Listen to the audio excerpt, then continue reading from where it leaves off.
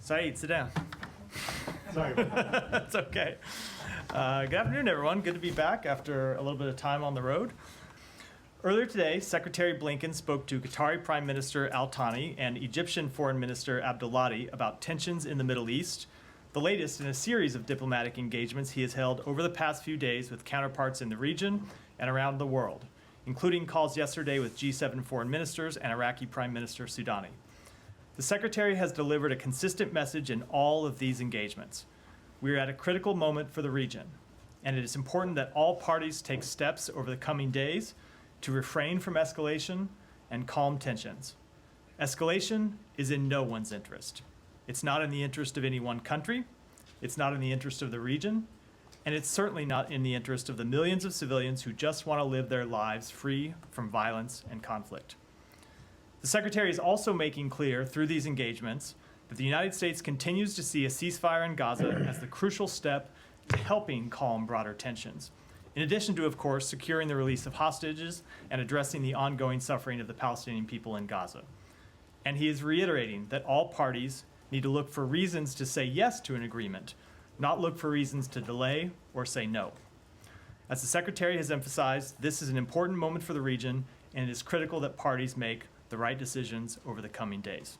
So we are concerned about the risk of the conflict escalating, the conflict spreading. It's something, as you know, we've been concerned about since October 7th, and there have been various times over the course of this conflict that the risk has been especially acute. Now, of course, is one of those times.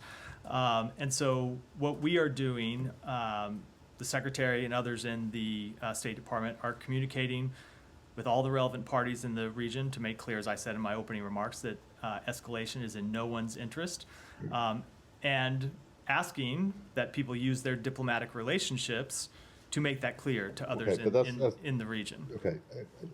That we don't think conflict is inevitable or should be inevitable, or that increased conflict is inevitable. We're going to continue to work to try to prevent it from happening, but of course we prepare for all possibilities. That has been the case since October 7th. Obviously, you saw that over the weekend we sent out a message to American citizens in Lebanon, making clear that Lebanon is a do not travel country. It's a level 4 country.